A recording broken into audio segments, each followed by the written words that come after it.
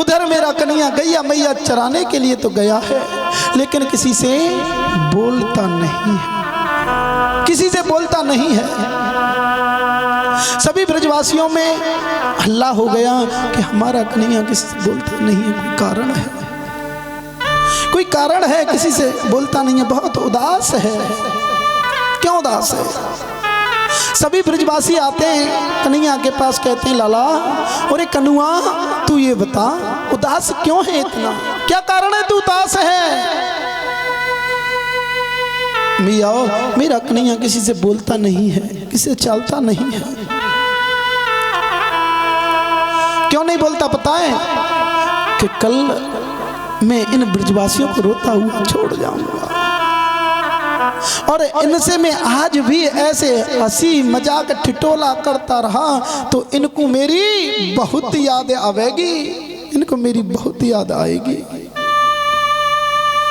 इनको मेरी बहुत याद आएगी। इससे तो ये अच्छा है कि मैं इनसे आज ही मुंह छुपाने के लिए लग जाऊंगा। मैया एक कन्या का आज भी विवाह होता है, आज भी विवाह होता है तो वो कन्या कब तक खुश रहती है, कब तक रहती है?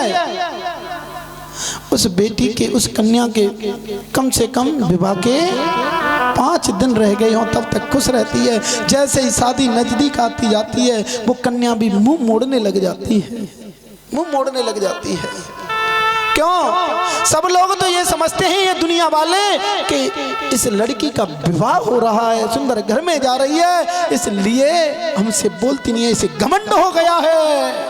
लेकिन ऐसा नहीं, वो कन्या इसलिए नहीं बोलती, वो बहन इसलिए नहीं बोलती कि मैं इनसे इसी प्रकार हंसी मजाक ठिठोला करती रही तो इन्हें मेरी बहुत याद आएगी कि हम ऐसे उदम मचाते थे और मैं इनसे ऐसे मुंह मोड़ लूंगी।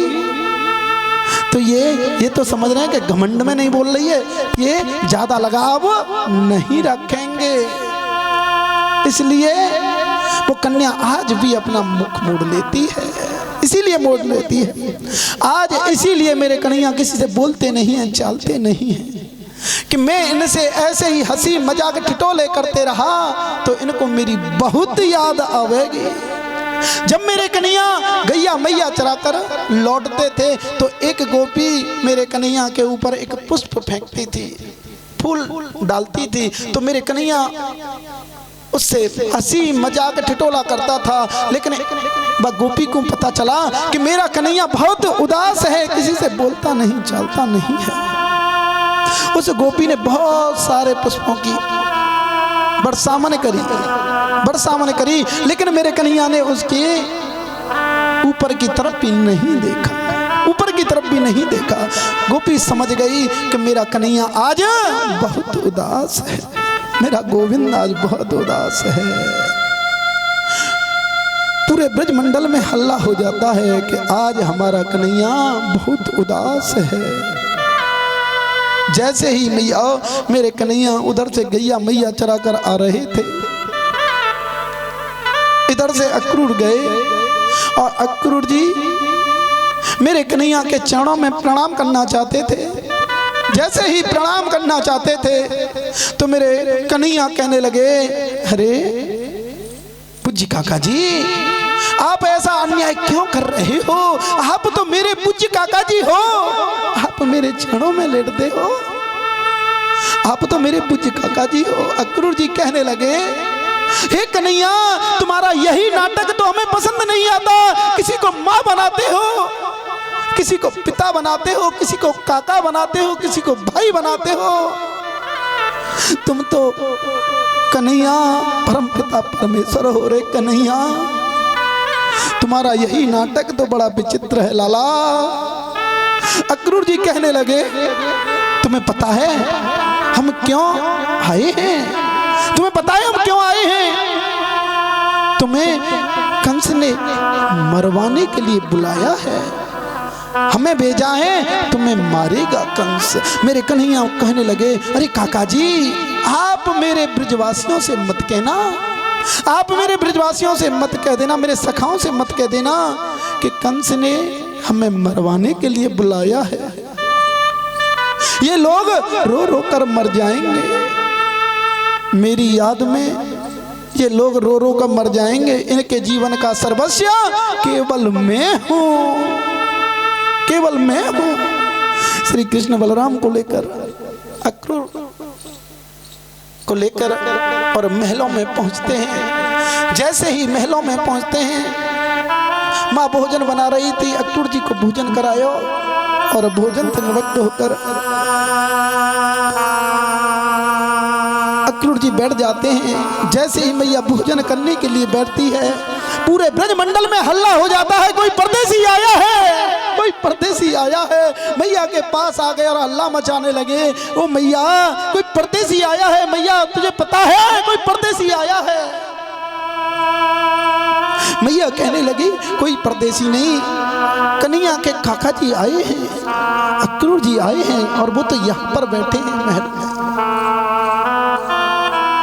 ब्रजवासी कहने लगे कि मैया तू तो बहुत बोली है, हमारा कन्हैया सुबह चले जाएगा, अक्रूर जी से पूछ तो ले, वो परदेसी आया है उनसे जरा पूछ तो ले। जैसे ही मैया गई, अक्रूर जी से पूछा कि तुम क्यों आए हो, किस लिए आए हो।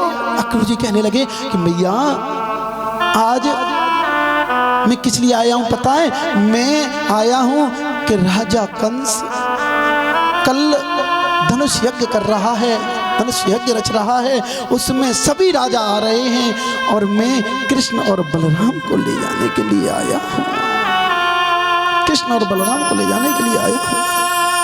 जैसे ही मैया ने सुना कि कृष्ण और बलराम को ले जाने के लिए आए हैं, मैया कहने लगी किसी को मेरे प्राणों की जरूरत होए तो मैं संघर्ष अपने प्राण दे सकती हूँ, लेकिन कृष्ण और बलराम को अपने आंखों के तारों को अपनी आंखों से दूर नहीं कर सकता, अपनी आंखों के तारों को अपनी आंखों से दूर नहीं कर सकती। किसी को मेरे प्राण चाहिए तो मैं अपने प्राण दे सकती हूँ, लेकिन मैं कृष्ण और बलराम को अपनी आंखों से दूर नहीं होने दे सकती।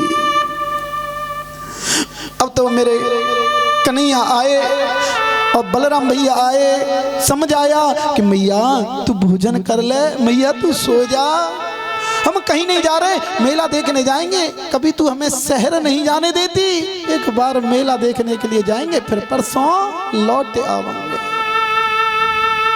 लेकिन बाबा एक कोने में और मैया एक कोने में बैठी बैठी पूरी रात हो गई।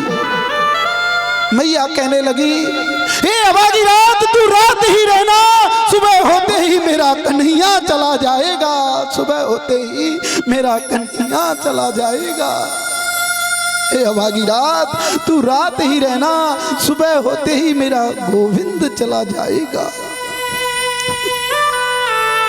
जैसे ही सुबह हुआ, आज अक्रूर ने रथ मोड़ा, मेरे कन्हैया और बलराम उस रथ पर जाकर बैठ गए। सभी ब्रजवासी की गोपी आ गई, ग्वालवाल आ गए और मैया पहुंच जाती है।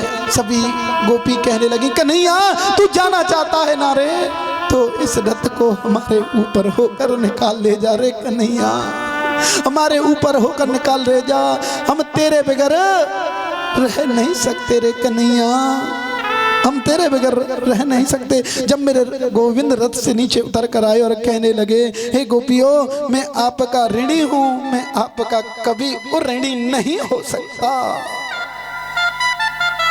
जैसे ही कृष्ण और बलराम रथ से नीचे उतर कर आए, मैया ने अपने अंग में भर लिया। मैया ने जैसे ही अंग में भरा, मैया कहने लगी कि बेटा मेरे को तो आज पता चली है कि तू मेरा बेटा नहीं रे, तू मेरा बेटा नहीं है। तू कौन है? तू तो देवकी नंदन है, तू तो वसुदेव नंदन है। मुझे तो आज पता चली है कि तू हमारा बेटा नहीं है रे, हम तो तेरे से इतना प्रेम करते रे हैं? मैंने एक बाबा को तेरा हाथ दिखाया था, तो उस बाबा ने कह दिया था कि तेरा बेटा तो एक दिन बहुत बड़ा राजा बनेगा। लाला जब तू राजा बन जाए ना, तो तो अपने महलों में हमें झाड़ू पोंछा के लिए रख लेना। हम कभी ये ना कहेंगे कि हम इसके माँ बाप रहे, हम इसके माँ बाप रहे, कभी भी हम ये ना कहेंगे किसी से। लेकिन कन्हैया हम तेरे बगैर रह नहीं सकते रे, हम तेरे बगैर रह नहीं सकते। मेरे को तो आज पता चली है कि तू मेरा बेटा ना है। मेरा क्या हक बनता था, तेरा कान पकड़ो, तेरे को ओखल से बांधो। मैंने तेरे को कितने दुख दिए रे कन्हैया। मेरे को तो आज पता चली है तू मेरा बेटा नहीं है, तू तो देवकी नंदन है, तू तो वसुदेव नंदन है। मेरे कन्हैया कहने लगे कि मैया ऐसी कोई बात नहीं है, मैं परसों लौट कर आ जाऊंगा। तो हंसा के क्यों रुलाया रे, रुलाया रे कन्हैया ठाकुर मेरे, ओ ठाकुर मेरे, ठाकुर मेरे, ठाकुर मेरे, मेरे ठाकुर मेरे। हंसा के क्यों रुलाया रे,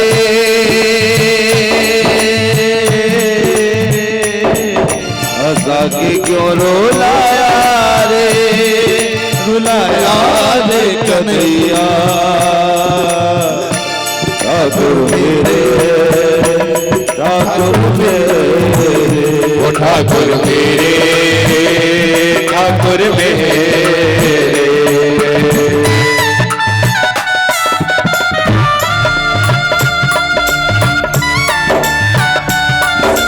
सभी को गुलाब करती हुई जाती है।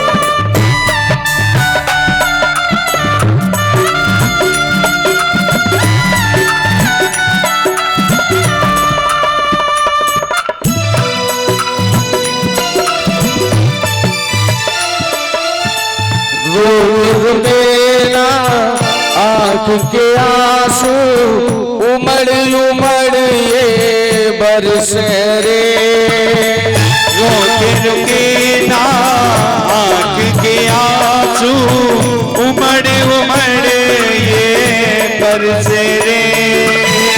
तुम कौन सुनेगा मेरी, जाऊं कहाँ तेरे दर से रे, जाऊं कहाँ तेरे दर से रे, जाऊं कहाँ तेरे दर से रे। रूठी गई क्यों मुझसे बहारे, रूठी गई क्यों मुझसे बहार, बता दे रे कन्हैया ठाकुर मेरे, ठाकुर मेरे, ठाकुर मेरे, ठाकुर मेरे। जय श्याम।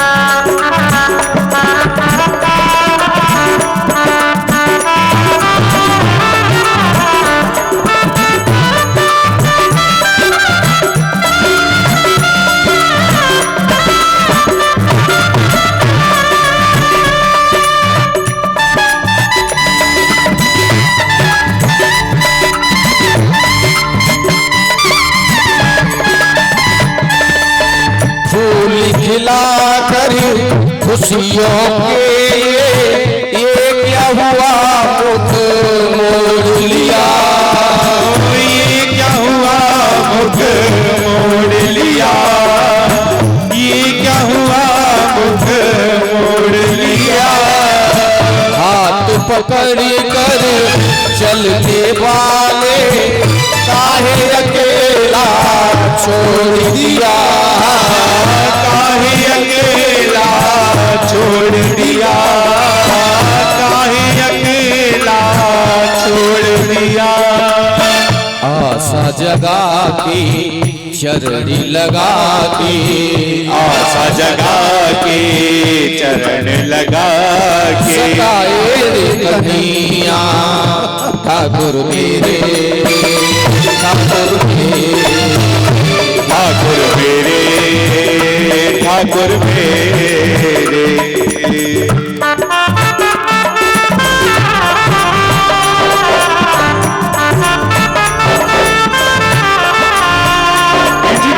बजाते हुए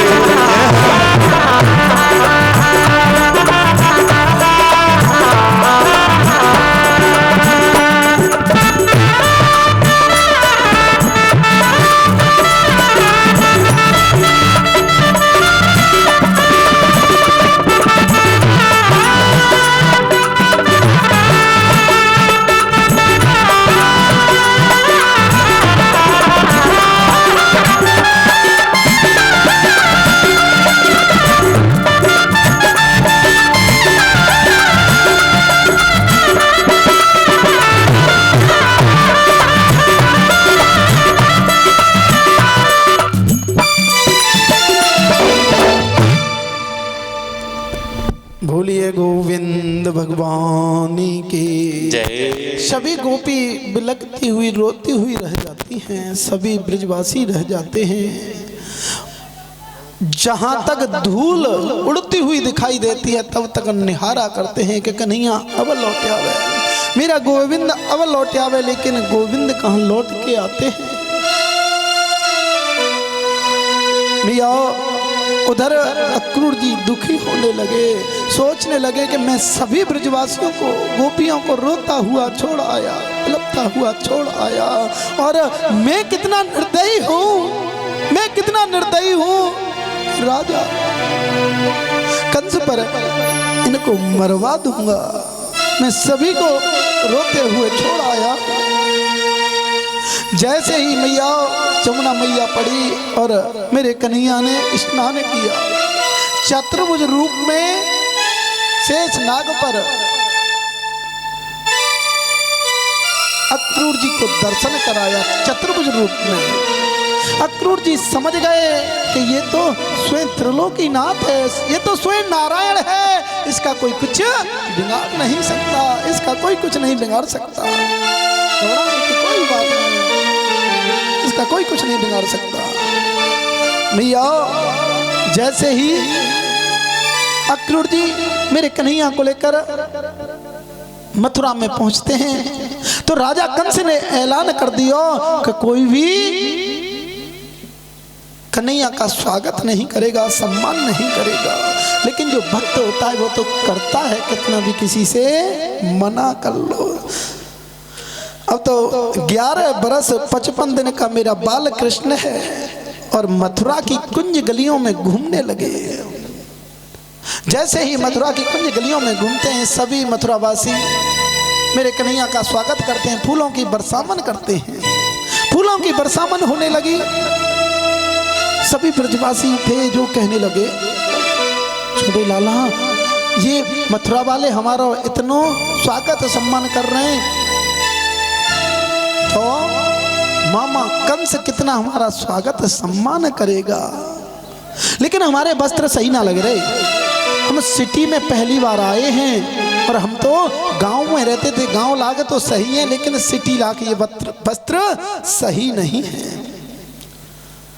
हमारे वस्त्रों की व्यवस्था करवाओ। भैया जैसे ही मेरे कन्हैया धोबी घाट पर पहुंच जाते हैं और धोबी से कहते हैं, मामा हमें ये वस्त्र दे दो, हमें ये वस्त्र दे दो, ये हमारे ब्रजवासी पहन लेंगे और मामा कंस के यहाँ जा रहे हैं, मामा कंस से मिलकर और आपके वस्त्र तुम्हें लौटा जाएंगे।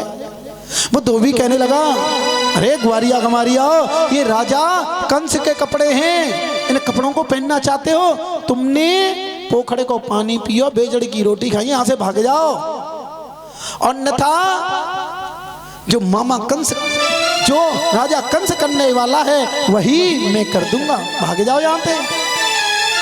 मेरे कन्हैया ने फिर कहा, अरे मामा इनको वस्त्र दे दो, मामा से मिलकर तुम्हारे वस्त्रों को तुम्हें दे जाएंगे। धोबी मेरे कन्हैया पर डंडा लेकर प्रहार करने लगा। एक छोटा सा ग्वाला कहने लगे, अरे कन्हैया दिखाई दियो पूतना वाले हाथ।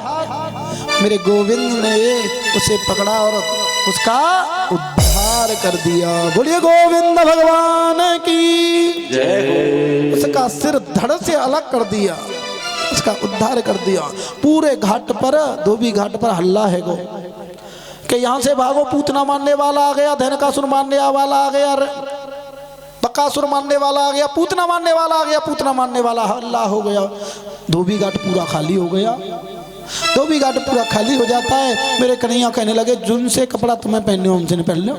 अब पहले भैया वस्त्र बड़े बड़े वस्त्र हैं, कैसे बड़े बड़े, चूंकि राजा कंस था लम्बो चौड़ो, और ग्वाल वाला कैसे हैं, छोटे छोटे। अब तो वो ब्रजवासी कहने लगे, कन्हैया ये तो बिना झाड़ू लगाए झाड़ू लग रहा, झाड़ू लगावे कोई जरूरत है, हते ना है, सफाई करे कोई जरूरत ना है। मेरे कन्हैया ने कहा कि ठीक है रुक जाओ, व्यवस्था करते हैं। तो एक दर्जी के पास पहुंचे। तदोस्तम वाक्य प्रीतस्तु वृष कलयतः। भगवान एक दर्जी के घर पधारे। वो भी मेरे कन्हैया का भक्त था, कंस का नौकर था। उसकी खिड़की में होकर गोपाल को लिया, सभी ब्रजवासियों को लिया और उनके वस्त्रों को सही किया। ततः सुदामो भवना माला कश्य जगतो। सुदामा नाम का माली था और सुदामा नाम के माली के घर गए। वो भी मेरे कन्हैया का बहुत बड़ा भक्त था और उसने, सुदामा नाम के माली ने मेरे सभी ब्रजवासियों को और कन्हैया को माल्या अर्पण की। कमी काय की रह गई? अब वस्त्र भी हो गए और माला भी हो गई, कमी रह गई चंदन की। चंदन की कमी रह गई। अब तो दासस्य सुंदरम कंस समम तत्र वक्र नाम हास्य लिपु कर्मणते। वहां पर होकर कुविजा निकल कर जा रही थी और मेरे कन्हैया कहने लगे, और सुंदरी तू कहाँ जा रही है? जैसे ही ने मुड़कर देखा कि आज तक मेरा नाम किसी ने सुंदरी नहीं कहा, किसी ने मेरा नाम नहीं लिया। ये कौन है? ये कौन बालक है मेरे से सुंदरी कह रहा है? जैसे ही मेरे कन्हैया ने कहा, और सुंदरी कहाँ जा रही है? उसने देखा, देखकर मेरे कन्हैया से पूछने लगी कि तू कौन है लाला? आज तक मेरे से किसी ने सुंदरी नहीं कहा। मेरे कन्हैया ने बताया मैं कृष्ण हूँ। लेकिन पूछने लगे तुम कहाँ जा रही हो? वो कहने लगी मैं कंस की दासी हूँ और मेरा नाम सैरंदी है। क्या है? मेरा नाम सैरंदी है, लेकिन मेरी कमर 3 जगह पे टेढ़ी है, इसलिए मेरा नाम किसी ने नहीं लिया। किसी ने नाम नहीं लिया, सब मेरे से कुविजा कुविजा कहते हैं और मेरा नाम कोई नहीं लेता है। पहली बार तूने मेरा नाम सुंदरी कहा है। मेरे कन्हैया कहने लगे तुम हम इन ब्रजवासियों के चंदन लगा सकती हो? वो कहने लगी क्यों नहीं, आपने इतने नाम से, इतने सुंदर नाम से संबोधित किया है तो मैं